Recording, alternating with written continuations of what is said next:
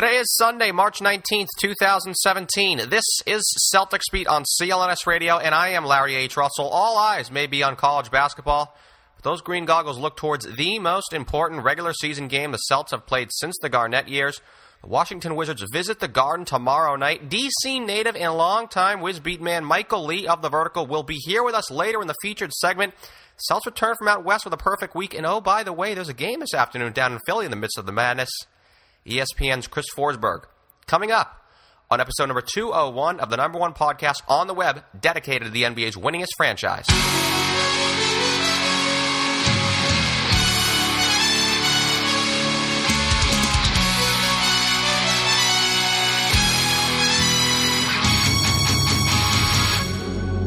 Where is this Al Horford criticism coming from? I don't see it. I don't know where, like, my colleagues are. Like, it's a fabled enemy. It's saying they're all out there on Twitter. Oh, it's like, yeah. I mean, of course you're gonna have someone on Twitter saying you put that many opinions in one place. You're bound to see a person here or there. But this seems to be a fabled enemy creation of the Al Horford hater. And I know me and you have been around Boston long enough to see what Boston fan criticism towards a player can really be like. I think we've treated him pretty calmly. This is not Jose Offerman, right? This is not Jose Offerman batting .210 and being just like run out of the city by the pitchforks.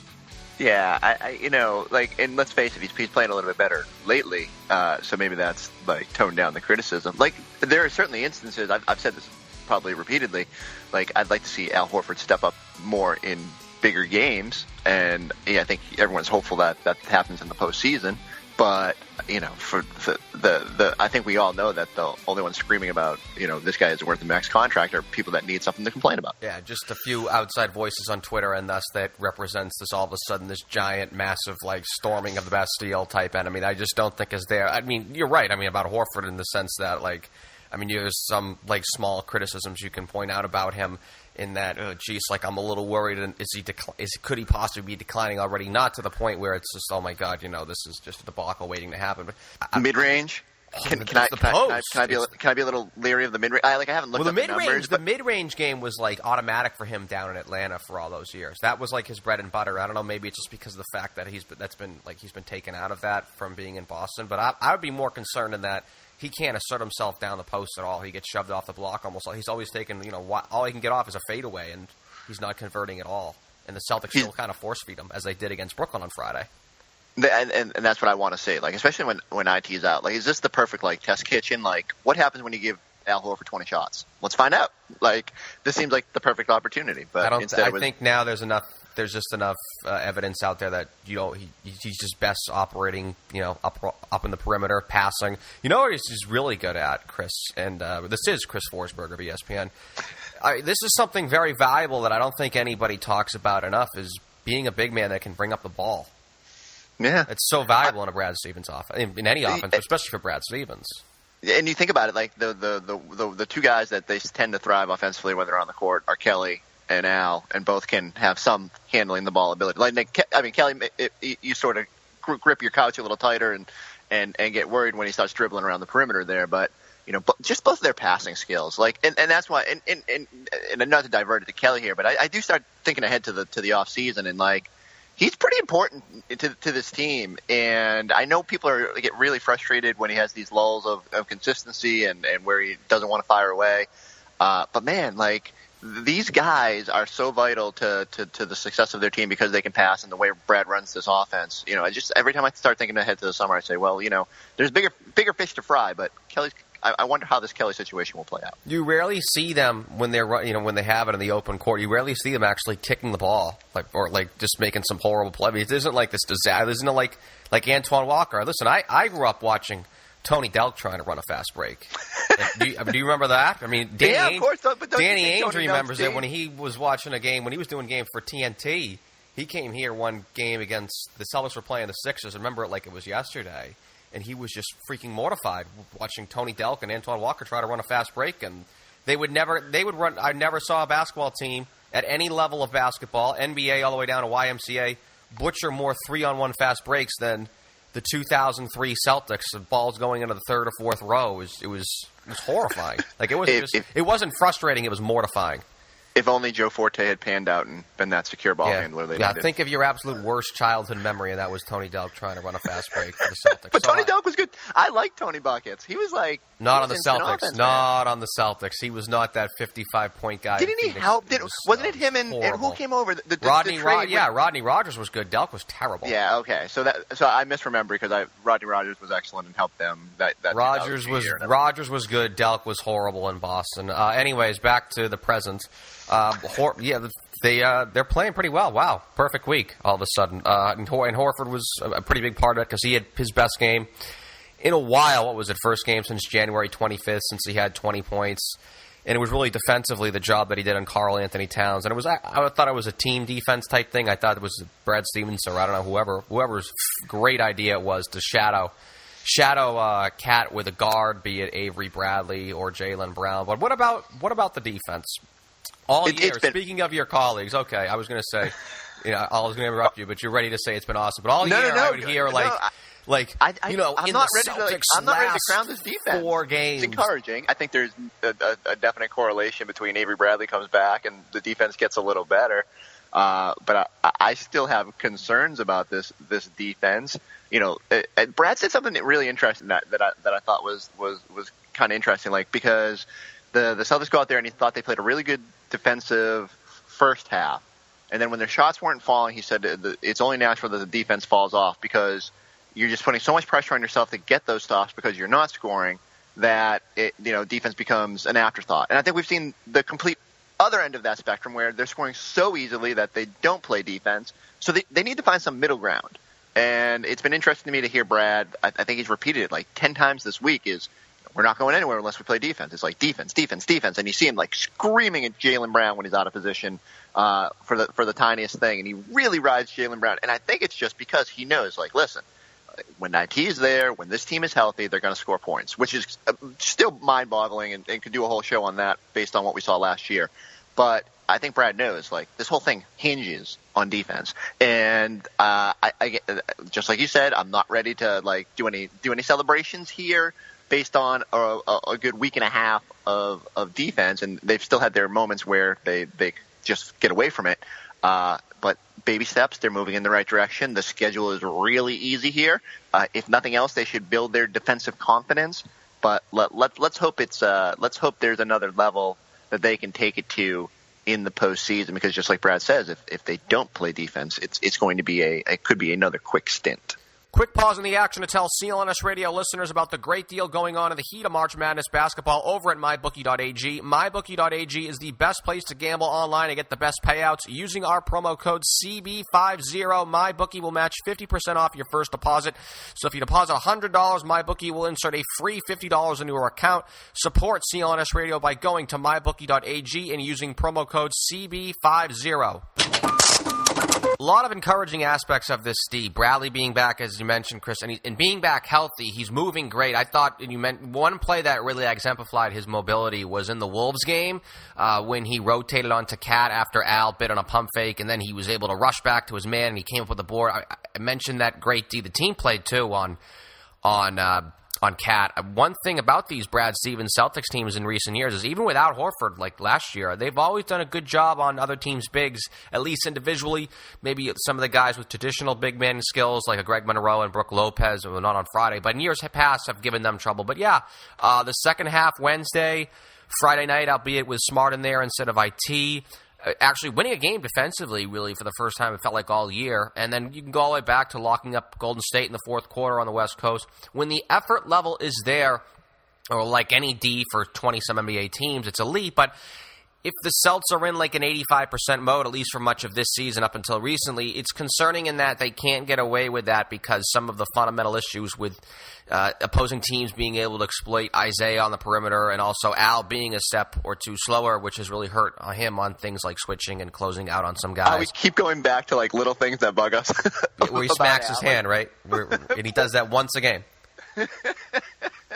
Poor Al. Like, and again, I think if you look at this team, they're not as good as they are without Al. And Al brings a ton of good things to this team. And yet we sit here and we tend to focus on the negative. And I think it's only natural. Like, there are definitely times when I watch him around the basket, I go, geez, like, past seasons it seems like he just was better defender in those situations. And I don't know. There are definitely times when he doesn't look as crisp as I remember. And then I sit there, and at the end of the game, you look. I don't know. I don't worry over it. Of course, I don't worry about much things over basketball, right? But, I mean, he is 30. You look at it offensively, really, of what he's doing, and he isn't the worst offender or the worst person out there in that situations because he's very heady and can play as a good captain role of the defense. But there's no question that just him being, it looks like just a half a step slower. It really, if you watch it really closely, that there's no question that that's just so visible to anyone, I think, watching the game. What do you think about resting some of these guys? Like, are you on the? I've always been. You're asking the person who wants 8 hours of sleep for everybody every single night. I think, because I got Michael Lee coming up. We're going to talk, obviously, about the big game against Washington tomorrow, and I got Michael Lee from The Vertical in the featured segment coming up, and I was going to ask him, how relevant of a game is this tomorrow night? It's certainly relevant for the teams that are playing and the fans that are involved, go Celtics, go Wizards, huge game, etc., but maybe not to everybody else around the NBA because they're going to say, oh, what does a game like that have to really do about the greater landscape of the league? And I was going to ask him, I was like, it's been a weird season thus far in the NBA. There's always been, we talked about crowning defenses. I say we all crowned Golden State before the season to win the title, and I would say that'd certainly be the case. But every one of these teams now is one injury away. And if every team is really, Golden State and Cleveland, and if those teams are one injury away, can you ask, are the Celts and Wizards dark horse title contenders? And then, if that's the case, then what do I think about resting these guys? I'm with you. Like, when I look at the Celtics team and I see that they're 21-7 when they have their starting five together, and now I'd have to go through and crunch who those 28 games are against. But I sit there and I say, wow, there's an obvious value in having all of your horses together when you get to the postseason. They got one of the 6 best 5-man lineups in the league. The way they played since the All-Star break is even more encouraging. So when I see them take Isaiah, and I do think, he went down hard that third quarter, and Cat fell right on top of him, and I'm sure his knee probably did swell up, and his wife was posting on Instagram the other day showing him in the trainer's room during Friday's game. But the larger thing where everyone says, well, maybe it's not a bad thing to get him some rest, I completely agree with.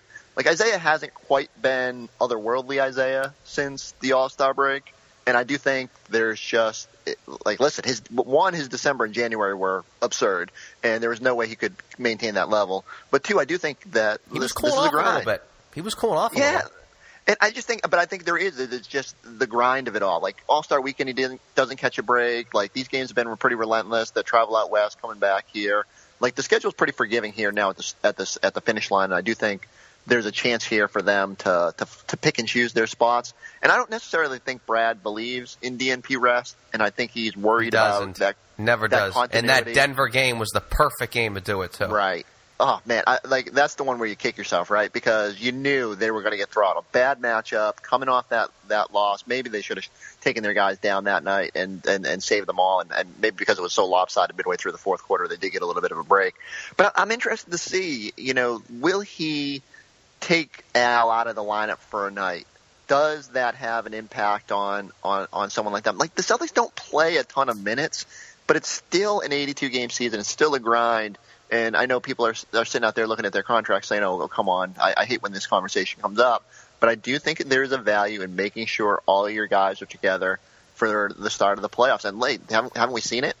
Without Avery last year, this team is different. I think they're better built to sustain someone other than Isaiah or Al being down now, but it's still important to have, especially those 5 guys and, Smart, Brown, and Olynyk, your top 3 bench guys, ready to go for the postseason. So I'm curious to see if he finds some spots here, especially as the seeding starts to lock itself in a little bit more. It's twofold. One, I think it goes back to the goal that this organization stated before the season when they said they're measuring this season based upon playoff success, not this win 50 games or win 45 games as prior teams have done the last 2 years. And what a great season! They have to win in the playoffs. So, but it goes back to even what I just said in that I think that it's not crazy to say that Golden State or Cleveland is their injury.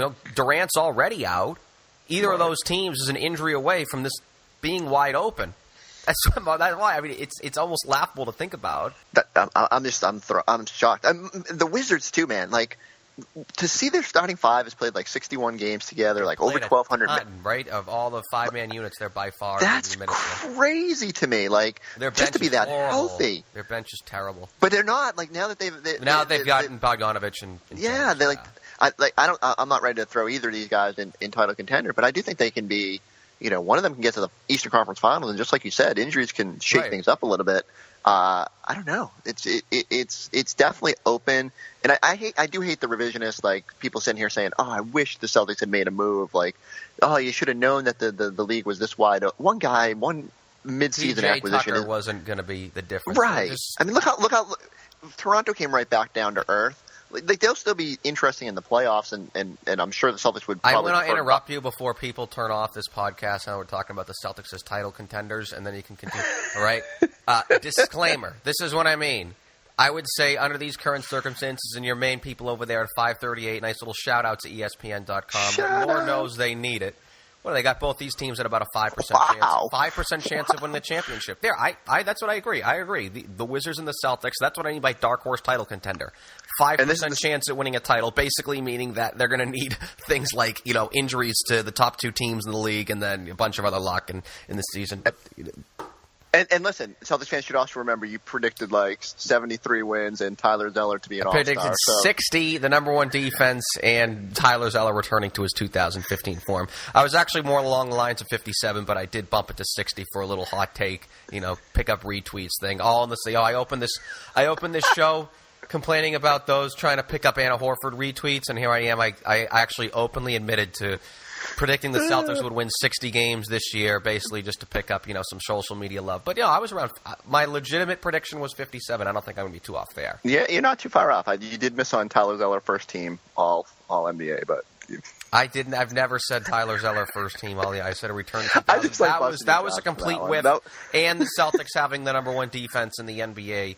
Well, we all whiffed. We completely like that. That's what makes the summer for. I love looking back at those things at the end of the year because it's just how bad were we? And we're all sitting there saying, "Well, how is this team going to score points?" I mean, Horford isn't the offensive monster. Like they got one of the best offenses in the league, and they can't stop anybody. Horford's been as important to the offense as pretty much as Isaiah Thomas wasn't this Isaiah Thomas without Al Horford. And so, I mean, I love how we just a roller coaster on Al this show. Like people are going to listen and be like, "Do these guys like Al or did they not like Al?" And then if you just listen to this segment, all of a sudden Al Horford's amazing and awesome.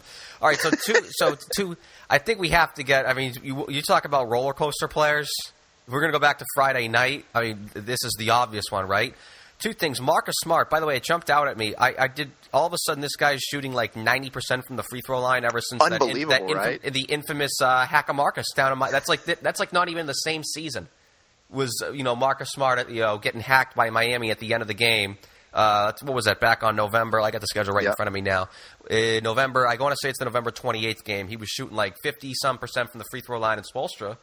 Called for the Hacka Marcus, and he must be shooting like 90% from the free throw line, which is very encouraging because I said, well, if he's got great form at the free throw line, if he can make, he's now I think at 80%. Oh no, Larry, don't go with a hot take. It does not parallel to like his overall shooting is going to improve it at an easier rate. Like I agree. I hope. It's super encouraging that a guy like that. But I think the bigger thing to me is I say go put him in a room with Jaylen Brown and figure out a way for Jaylen Brown to be a more consistent free throw shooter because both those guys are one of the few that can actually get to the line. I thought it was super interesting on Friday that Marcus goes and makes 4 clutch free throws. Avery gets fouled. He's Mr. Automatic at times at the line, and he goes and misses. And I'm like, wow, that it even speaks out more to what Marcus's ability to step up and make free throws in that situation. I agree. That's a huge development for the Celtics. Like Marcus doesn't shoot a ton of free throws, but you got to have guys that you feel confident going to the line. And I mean, let that Phoenix game be Exhibit A. Like these games are going to come down to these sort of situations. You got to put these games away. I'm confident with Isaiah at the line. I think Jay is pretty consistent. But to have Marcus, it's the number 3 free throw shooting team in Celtics history. I don't know, but when I was talking about with Marcus Smart at the free throw line, is there any hope for him to develop an overall jump shot now? I think it is going to be. I mean, Friday night just seemed to be just like that was brutal. I mean, there's 3 of 14 from the field, and then there was 3 of 14. His misses aren't even close. That's what's so concerning how many threes about did Smart. he put up? I'll have to look that up. And while I'm doing a lot of those above the break threes were just like cringe. Like he wasn't even close on some of those. But then he goes in the corner and he makes them. So I don't know. It's like they need to do a better job. Few and far between. It's like Larry Bird. Wow. Okay. Any great player has gone 3 of 14. Marcus Smart does it a lot, and when he does, the misses aren't even close. They're way off. It looks like it's hopeless. I mean, if you want to use the golfing analogy, Chris. Someone goes for a lesson, and the pro says, "All right, yeah, show me," and then all of a sudden, the guy just tees it up, and he's just slashing. It's like, oh, okay, duck hooks, and just dribbling it off the tee. It's like that's what I feel like with Smart. It just seems like he's got a long ways to go there. But I think when they put him in the right spots, like when they force feed him in the post, especially. Go to the post. He's got a good floater that's been working for him. He's been finishing around the rim. The overall jump shot is. So it's not. It's never going to be. I think you have to just come to grips with that. Like it'll maybe improve a little bit. I just think that the Celtics need to really emphasize to Marcus, like you need to be in your spots. You know where you're good. You get yourself in the post 5 times a game, sneak into the corner every now and then, but. If I understand that he's the one guy who loves to step up, and not just the full court heaves that he tends to put up. But a game. One a game. He's always getting that. It's hilarious. Like we sit there on press row and we laugh at every time, and like we need to make a game of it or something because it's just so. He's the one dude who's not afraid to launch the ball, and because it's not like that percentage is going to get any worse. I do think if you take some of those out, his numbers get a little bit better. It's not quite as damning as they tend to be. But I do. I just wish that I think Brad needs to take 2 practice sessions at the end of the year, and one emphasize where everybody's best shots come from, and these are where you're in your mind. This is where you should be shooting in the postseason with guys like Marcus and Kelly and stuff like that. And then the second one is to work on 2-for-1s because this team is the worst 2-for-1 team I have ever seen at the end of a quarter. There will be 35 seconds left when they get the ball, and they'll rush it up the court, and then Rozier will dribble it around the perimeter until there's 23 seconds left and take a bad jumper. And I'm thinking, what is going on? Why can't they figure out how to maximize possessions? If that can also rectify Brian Scalabrine and Mike Gorman on the broadcast not alerting the audience in Doug Collins fashion every single time, the Celtics can get a 2-for-1. Celtics can get a 2-for-1 here. The Celtics think, it's like, oh, okay, I know. You think the people watching the game are just complete dunces. All right, so we got to finish this up. There is a game today. I know tomorrow is the game. There's a bit of a nuisance game today. It's a 1 o'clock game, which I actually think favors the Celtics. We always think of, oh, my God, those 1 o'clock afternoon games. And every time you're afraid of those, like last week I was here with Leon Poe, and I just said, Leon, Jesus, this is not just the first game back from a West Coast road trip, which is always a very tough game. Washington just lost one of those themselves back earlier in the week. They blew one against Dallas. But it was an afternoon game, and then an afternoon game back from a West Coast road trip, and they lost the hour of sleep, and they're not playing one of their best games of the year. So that's positive. Whoa! Can we agree that the Bulls? They mailed it in, right? Yeah, I know. I mean, they were terrible. I know. Well, it goes back to the afternoon start, possibly. I don't know. No, I just hope. I think the Celtics have to hope that the 76ers are tired from beating They're playing Dallas really Mavericks well. Mercilessly. This is not a trap game. They're playing very well. Yeah, exactly. I do think this is especially if the Celtics start thinking ahead a little bit to Monday night, that this has potential to get away from them. Let's face it, like if the Sixers score and no Isaiah, it's going to be tough. I do think that this one today is a difficult one, but it goes back to it, like who's going to step up. Right. It was encouraging to see Jay and Al have those good fourth quarters against Brooklyn on Friday night. Let's see if someone else is ready to step up. Hey, how about Gerald Green? He's going to be the Nate Robinson of this year in the play. Like this guy's going to win us a playoff game. Like this seems to be an absolute cycle with Gerald, and he comes off the bench out of nowhere, has a great game, has another decent game after that, then fades away. They're not right. Like it's almost been a cycle this year. You go back to New York on Christmas Day, has a great game, pretty much wins that game. I think he was the most valuable player in that game. Then he had another good game against Miami, which we all forget about because that's when Isaiah went for 52. Then he faded away, and then really didn't hear him again until what was it, early February or end of January when they went out west. Brad plucks him off the bench against Utah. I want to say he was the most valuable player in that game, has some good games after that, then fades away again, and then, all of a sudden, so he's set up to be that Glen McDonald, Darren Day, for the old-timers there, and then for the somewhat vaguely old-timers, which when you were still willing to beat, the Nate Robinson wins a random playoff game off the bench if the Celtics actually have a deep playoff run in them, which they do because they're dark horse title contenders. Who is the Shrek to his donkey? I wouldn't know. Tyler Zeller. Of course you picked Tyler Zeller. Oh, that's great. What a way to bring it full circle. I picture Joe Green jumping on the back of Kelly Olynyk and riding him down the court at some point as they together win them a random playoff game. So maybe in the NBA Finals, based on this conversation. Yeah. We got the game of the year tomorrow, but the new game of the year is going to be on April 5th against the Cleveland Cavaliers. That very well could decide who has the number one seed in the Eastern Conference. We're giving away 2 tickets to that game. Simple, subscribe, rate, and review. Celtics Beat on iTunes for free entry. Chris, I'm going to get you out of here. Quick prediction on this afternoon's game down in Philly. I'm leery. I think they lose this one, but I think they're okay with it because I think without Isaiah, they kind of probably figured they'd drop one of these two, and maybe finding a way to escape on Friday night gives them a little bit of a mulligan, and then you go home and hope Isaiah's knee's okay and get back on track there. They have enough of a buffer, but every game matters, and it would be fun if that game you're giving away tickets to was a battle for the number one seed, and so if they can find a way to scrap out a victory, all the better. I want to take a moment to talk about Movement Watches. If you haven't heard of them, they are the world's fastest-growing watch company, found on the belief that style should not break the bank. Movement was started by 2 broke college kids who just wanted to wear stylish watches but couldn't afford them. So they went out and they started their own company. How about that? We can relate here at CLNS Radio, as we all remember at one point in time, the lack of Celtics audio content there was in the digital realms, which was one of the primary reasons for the launch of Celtics Beat 5 years ago. But while we don't try to change opinions, the watchmaker's goal is to change the way consumers think about fashion by offering high-quality minimalist products at revolutionary prices. Movement watches start at just $95. At a department store, you're looking at $400 to $500. Because they sell online, they're able to cut out the middleman and, most importantly, that retail markup, saving you the big bucks for this high-quality product. And even the name's cool. Get this. It's spelled out MVMT. Get 15% off today with free shipping and free returns by going to mvmtwatches.com/CelticsBeat. This watch has a really clean design. I've been getting compliments left, right, and sideways ever since I put it on, and now is the time to step up your watch game. Go to mvmtwatches.com/CelticsBeat. Join the movement. Episode number 201 of Celtics Beat is being presented by the SeatGeek mobile ticketing app. As the Celtics playoff push heats up, SeatGeek is the smartest, easiest way to get tickets to every game. With SeatGeek's seamless mobile experience, you can buy and sell tickets in just 2 taps. SeatGeek helps you find the best seats at the best prices, fully guaranteed. I have the SeatGeek app on my phone, and it is by far the easiest way I've found to shop for tickets. And if you want to attend tomorrow's game of the season against the Washington Wizards, there is just no better way to get the best deals for tomorrow's pivotal game for the Celts' quest to be the Eastern Conference number 2 seed than the SeatGeek mobile ticketing app. And remember, it does not end with sports.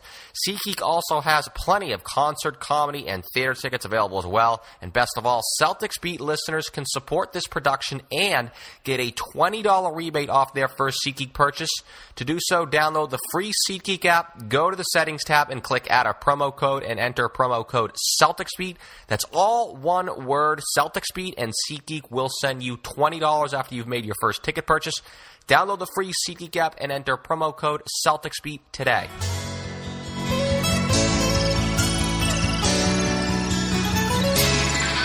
I just think that if things don't go right, it's easy to point to the schedule as your main obstacle.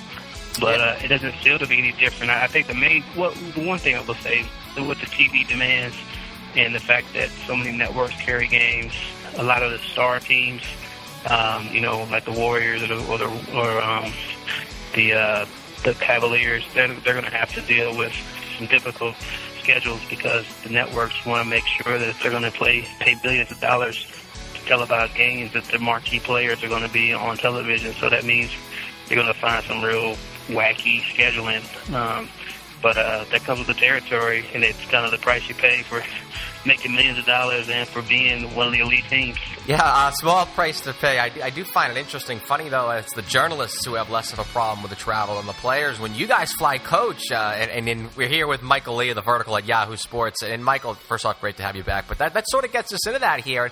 Does this maybe apply to the Wizards, who have mercifully cooled off a bit? And they've had just all this travel recently. They went out west, and they still have another trip on tap after the Boston game tomorrow. They were playing at such a furious pace. I mean, is there possibly a little fatigue here with Washington?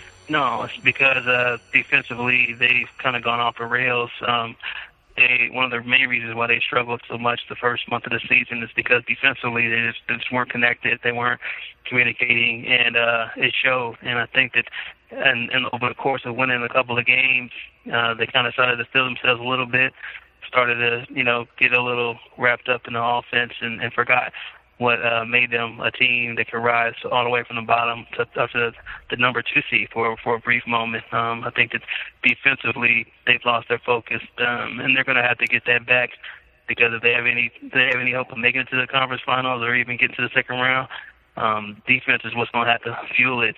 Although they do have some quality offensive talent, they just lost their edge on D. Yeah, that sort of jumped out at me was on twofold. One, actually, when the Celts first played Washington at the very beginning of the year, they were, I think, like 3-8 or 3-9, whatever their horrible start was. And I believe they were last in the NBA in defense, last in the NBA in defensive three-point field goal percentage. Then all of a sudden, end of January, during this huge, quote-unquote rivalry with the Wizards, and that's something that we can, shoot the breeze with over, Michael, but all of a sudden, I may be wrong, but I felt like the Wizards all of a sudden were top 10 in defense. And then since that game, really, with the Celts and the Wizards being neck and neck in the standings ever since, really mid-January now, and obviously the Celtics even going into this game here tomorrow are going to be ahead of Washington tomorrow. But this is probably, as I've already referred to it in the ads, actually trying to sell tickets as the game of the year. But I've been paying attention to the Wizards just basically on the box score alone, and it has been just that, is the defense since the All-Star break, even in their wins on the West Coast, like when they came back against the Blazers, it was something like 125, 124, or 126, 125, or something like that, and then they lost to Dallas in the dreaded first game back from a West Coast road trip, and they gave up $114 or $115 or something like that. First off, how did a defense how has their defense had so many of these ups and downs thus far this year? Yeah, well, one of the reasons why is that they acquired offensive players after the break. You added 2 offensive-minded players and that's kind of what their identity has become, since then, is that they like to score. They also had Jan Mahimi has come in, after missing most of the season, and he's had a positive influence in some games on defense. But I think if you look at the moves that they made at the break, they focused on scoring. So I think it's just an adjustment period now, but they try to fit in everybody and also try to figure out how to defend the way they did right before the break. But I think it's pretty obvious what led to that. But now they just have to figure out how to correct it with much left in the season. Yeah, real quick on that, too, because the one game the Celts did beat Washington earlier in the year, the Celts won for a variety of reasons. That was Isaiah Thomas had a huge fourth quarter. That's been a storyline that we all know about.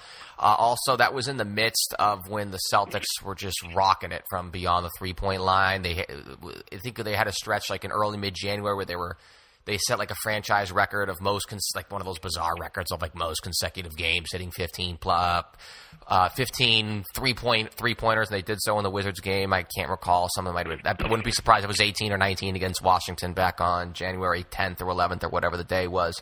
But really also one of the reasons was the bench play of the Wizards at one point of the season was not great, and they went out at the trade deadline to try to fix that. They signed Jennings, I believe, as a waiver, or they claimed him on waivers or something like that. They picked up Bogdanovic from the Nets. If you want to just really briefly get into how that is, has that rectified Washington's bench issues, which was one of the reasons why the Celtics were able to get that one win against Washington this year? Their depth is definitely one of the main issues that they had, early part of the year. They had a really kind of disastrous free agent period because they put so much emphasis in trying to get Kevin Durant. He wouldn't give them an interview, and a lot of the guys that they wound up signing either were injured or slow to kind of grasp Scott Brooks' system. So I think that once they got to the trade deadline, they had to find somebody who could score because they were leaning so heavily on their starting five, which is one of the best starting fives in the league. If you just look at their production and the years that the guys are having, from John and Brad having career years, to Otto Porter playing well, and Marquise Morris and Mark Scott playing well as well. So their top five had been very good, but they had nothing to supplement them if they ever had an off night. If they ever struggled, then the whole team would. So they needed some help. Bogdanovich has come in and had some humongous performances, some big 20-point games just off the bench, and that's given them a new dynamic. It hasn't completely solved all their depth issues, but it has at least given them a weapon that they can rely on coming off the bench, whereas in the past, you just kind of, Scott Brooks would throw guys out there and just hope that things wouldn't completely, crater, in the absence of his starting five. So the moves have helped them tremendously, especially the Bogdanovich pickup. He's come in and fit played well. Really well. Yeah, and John Wall has found him open looks, and he shot the ball great. So he's fit in perfectly, and I think that, once they start, incorporating his offense and then figuring out where they are defensively, that'll all work out. But having one scorer off the bench is better than none. And before the season, they didn't have anything going. They were, and don't laugh at this. I mean, especially now that they've cooled off a little bit, and now, of course, it's obviously due to the defense, which is just not what it was in the middle of the season. I don't know if it's fatigue. They have been on a crazy schedule, as I've mentioned. They were just playing at like just a furious pace. They went like 31-6 at one point or something like that. But I mean, there was a time, and not even, I would say, about a week ago, with everything that we don't have to talk about Golden State, but I mean, there was a time where I was saying to myself, like, oh my God, what if Golden State does get an injury? And if they do, don't laugh. I'm daily going to ask the question, especially now with the Celtics playing the Wizards tomorrow. And I would be willing to bet a substantial sum that, I don't know who's going to get home court advantage, but I would be willing to bet a decent amount of money that these two teams are going to meet in the second round of the playoffs, Michael. I mean, can we talk about either of these teams, especially how well the Wizards are playing and the way they were playing it as, okay, don't kill me, dark horse title contenders? If something happens to Golden State. I won't kill you. I mean, you better not. Cleveland has been shaky. They're still waiting on Kevin Love to get back. I still think that they're probably the title favorites once Love, proves himself to be healthy and able to contribute again. But I don't know, that the teams out west just seem to be so loaded. I would think that if Golden State, for some reason, isn't able to get Kevin Durant back and he's not able to help them reach the finals, San Antonio has been playing so well. Kawhi Leonard's been putting up MVP numbers. And then after that, James Harden, the guy who I think should be the front runner for MVP, has got the Rockets playing at a high level, and they've been scoring. So, the Rockets, they've been a team that they got a reputation for being a real offensive-minded squad, especially with Mike D'Antoni as a head coach. But, they've been buying into Jeff Bizdelli's defense, and I think that their recent game against the Cavaliers showed that in the moments when they need to lock down, they can't play that way. So I would still think that the favorite would come out from the West if Cleveland somehow isn't able to get there. But, anything's possible. I think the Wizards have played one of the better games of the season against Cleveland. If LeBron doesn't hit a fadeaway bank three, then then they win that game. Obviously Boston's had a good win against Cleveland as well, but I don't know. It's hard to view them as title contenders, especially when we look at Washington, a team that is trying to win 50 games for the first time in 38 years. That kind of is that the last time they won the championship? Is that? That's the last time they made the conference for the NBA Finals. That was in 1979. So okay, they won. They haven't won. They haven't won 50 games since. So it's been a long drought, and I think for a lot of Wizards fans, it's pretty hard to contemplate having a team that could be considered a championship contender, even though they've been playing much better than they have at any point over the last couple of decades. So it's hard to buy them as a title contender, but I think that reaching the conference finals will be a step in the right direction for both franchises. For me, the one that jumped, were you on the beat when they wore the T-shirts when they made the second round of the playoffs, like Antoine Jameson, and they had the the T-shirts for the second round. And I would say one of the great moments in NBA history were the second round T-shirts. That is something I have never seen before. But I want to go back to and to tell you about the Wizards, the reason why that was a significant moment for the franchise was that it was the first playoff victory for the Wizards in like 23 years. So that was a pretty big deal. They were able to sell the T-shirts, I guess. But when you go 23 years without winning a playoff series, I think that's room for celebration. All right. Okay. It works. But they're going to win one this year. They're going to play the Celtics, I think, in the second round of the playoffs. The huge games tomorrow, right? That could very well decide who's going to have home court advantage, especially if the Wizards win. That's going to be like picking up 2 games in the standings, because then they'll have the tiebreaker. They'll win 3-1. But we could talk, I guess, maybe specifically about that game towards just maybe a little bit later. But I just do want to get to the matchup overall. I did a show with Chris Axman like a week and a half ago, 2 weeks ago now, and I basically told him point blank, I don't think the Celtics can beat the Wizards in the playoffs, whether the Wizards have home court, whether the Celtics have home court, whether they play 7 games on a neutral court. I just don't like that matchup for Boston at all, because they have the backcourt. That's always been the problem with the Celtics this year. And if you look at the games, I know Bradley Beal had scored 35. Actually, I think the Celtics won that game, but he went off for 35 points. John Wall had 28, 7 and 7 along those lines. He's had big games against the Celtics, not just this year, but in prior years. Them and Cleveland are really good at exploiting Isaiah Thomas. They've out-rebounded the Celtics in some of their matchups. Gortat's been someone who's killed the Celtics, not just in Washington for the last X amount of years, but even going back to even the Garnett years. He's been a pick-and-roll nightmare for the Celtics, and he's still playing at a decent enough level even at his age. I hate the matchup for the Celtics with the Wizards. I hate it. I do not think that Boston will win. And with good reason. Okay, give me those good reasons.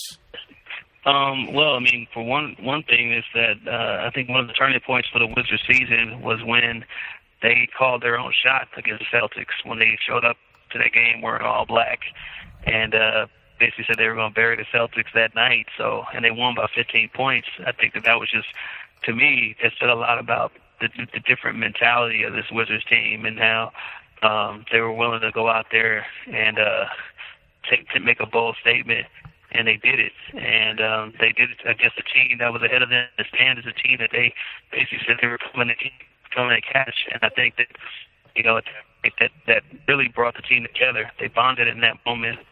They were unified in that moment, and that was, like I said earlier, is a true turning point. So I think that when they play the Celtics, they get fired up. They don't like the way Marcus Smart kind of gets under their skin defensively. They want to take it to him.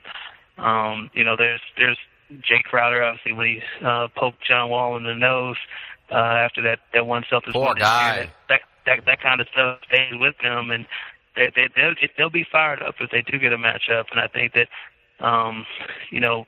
this is the kind of team that plays with this edge, especially led by John Wall, who has so many chips on his shoulders. No wonder he's able to jump up and dunk. But they take those slights.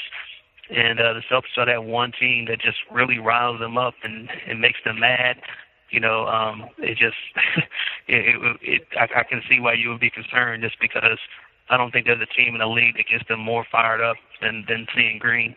You mentioned that the game was a turning point for the Wizards. That was actually a turning point for the Celtics. After they lost that game, they picked up one of I thought to that point was their best win of the season the next night against Houston.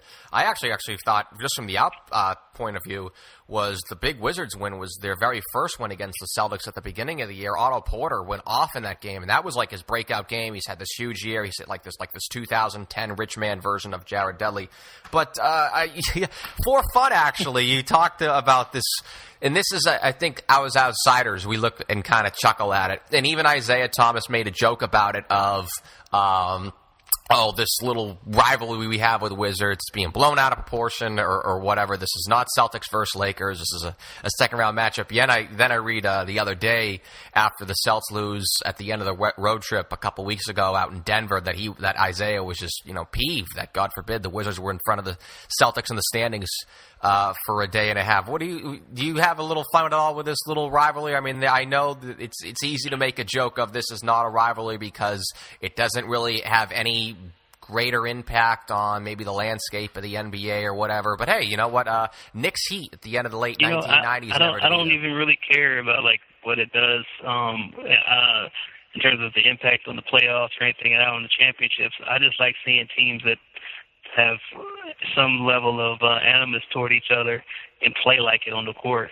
And you can see that when these two teams get together, you can sense that these guys just don't like each other. They don't like playing against each other. And it brings out really good games. It brings out competitive games and a little feistiness. So you don't see that enough in the NBA because everybody's so buddy-buddy.